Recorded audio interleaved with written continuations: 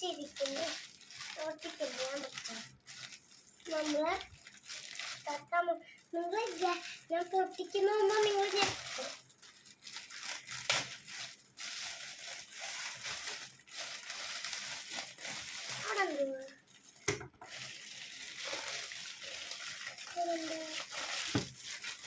കണ്ടാള് എന്റെ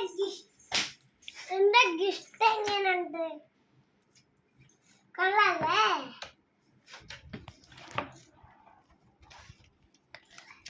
ഞാൻ നോക്കട്ടെ ഇതെന്താണ്.